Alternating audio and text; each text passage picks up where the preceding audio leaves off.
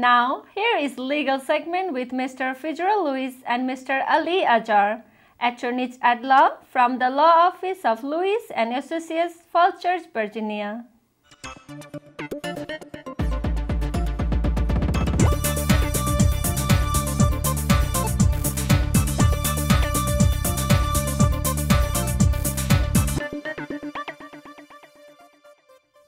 Namaste viewers, this is Fijral Lewis and Ali Azhar from the Law Offices of Lewis and Associates in Falls Church, Virginia. And you're watching us on Sagarmatha television program. So Ali, what are we discussing today?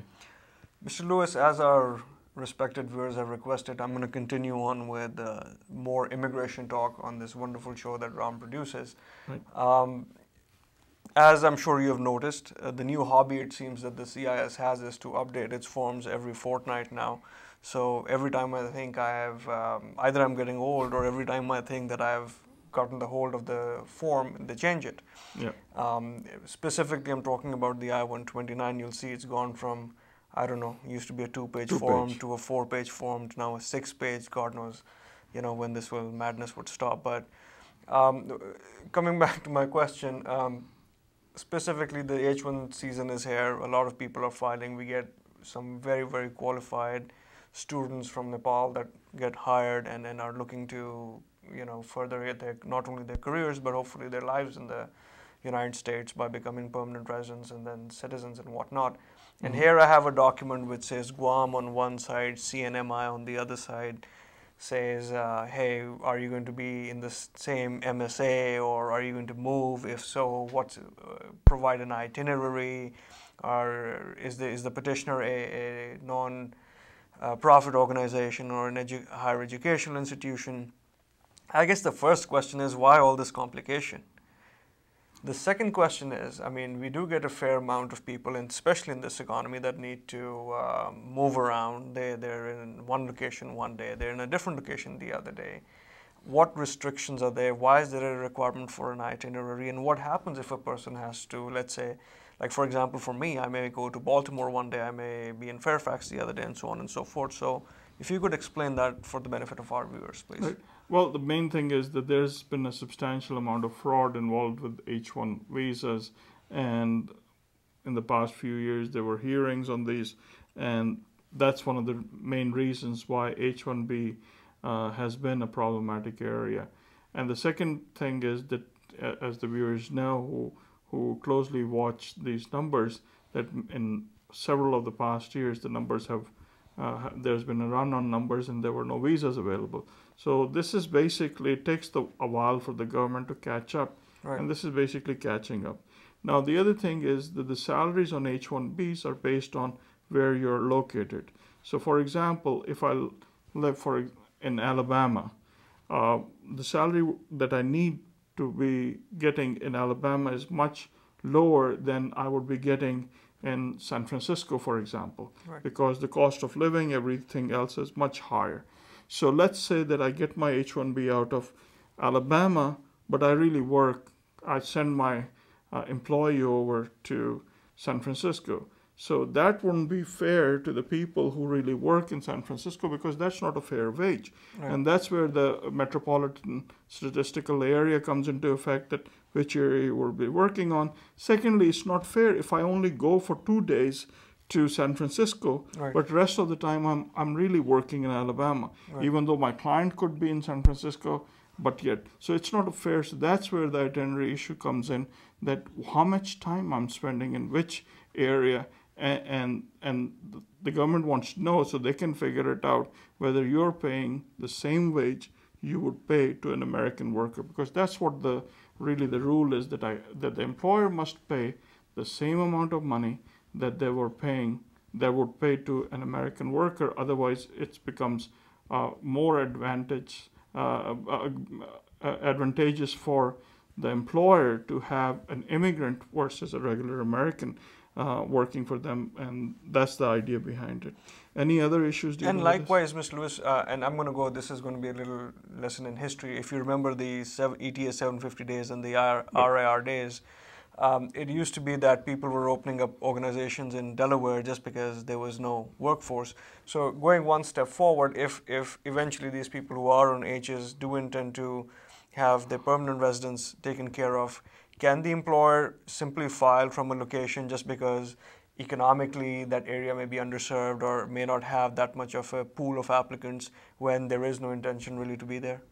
Well, no, because that would be a falsification of your application. Because if you have no job, for example, in Delaware, Right. and you really the job is located in San Francisco or Virginia or somewhere other place, then that's not fair because you have to do an assessment of where the job is located. I know we are running out of time, so we need to wrap this up. This is Fitzgerald Lewis And Ali Azhar, saying goodbye and God bless for now. thank you.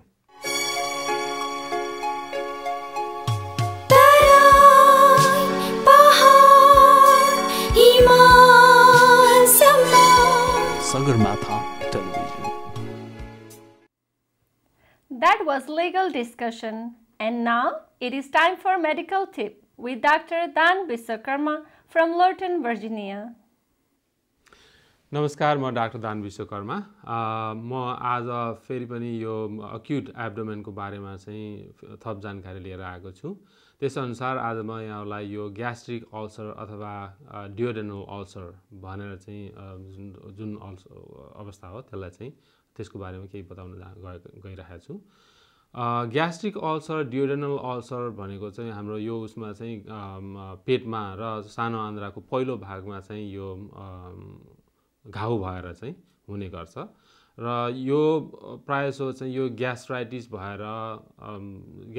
भइराख्ने, जसलाई हामी नेपालमा चाहिँ gastric भयो भनेर चाहिँ भनिन्छ, त्यो भएर यसको अलिकति एडभान्स स्टेजमा गयो भने यो अल्सर हुन सक्छ। त्यस्तै गरेर हाम्रो यो अहिले यो प्रायःजसो चाहिँ अन्डर डेभलप्ड कन्ट्रीहरूमा चाहिँ यो एउटा ब्याक्टेरिया हुन्छ एच पाइलोरी। एच पाइलोरी भन्ने एउटा ब्याक्टेरिया हुन्छ, त्यसले गर्दाखेरिमा त्यसको इन्फेक्सनको कारणले गर्दाखेरिमा चाहिँ पनि यो चाहिँ हुने गर्दछ।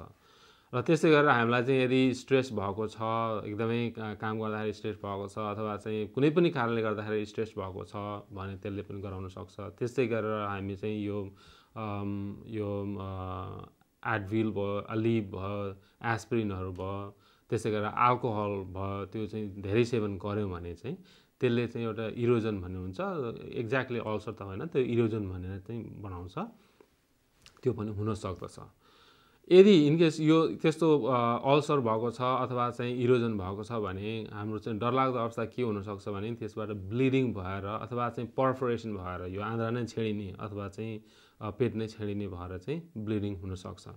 त्यस्तो भएको खण्डमा चाहिँ हामीलाई चाहिँ पेट दुख्ने, अति नै पेट दुख्ने, प्रायःजसो चाहिँ यो पेटको लेफ्ट अप्पर क्वाड्रेन्टमा चाहिँ पेट दुख्ने, त्यस्तै गरेर चाहिँ यो ड्युडेनल अल्सर भएको छ भने दाहिनेपट्टिको माथिल्लो भागमा चाहिँ दुख्ने हुनसक्छ, अथवा सेन्टरमा पनि दुख्ने हुन्छ।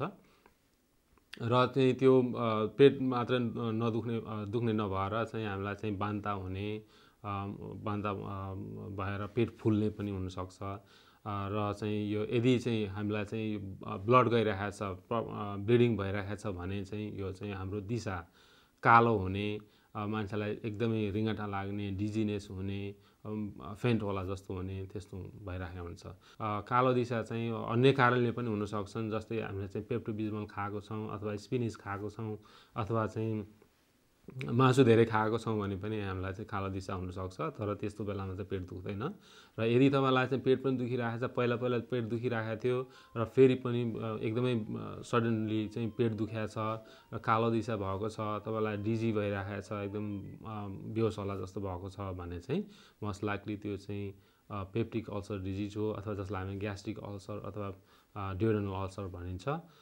यदि यस्तो तपाईँलाई चाहिँ यस्तो शङ्का लाग्छ भने पनि तपाईँहरू तुरुन्तै हस्पिटलमा जानुपर्ने हुन्छ र हस्पिटलमा गएर चाहिँ मोस्ट लाइकली त एडमिसन गरेर त्यहाँ चाहिँ अरू टेस्टहरू चाहिँ गराउनु पर्ने हुनसक्छ।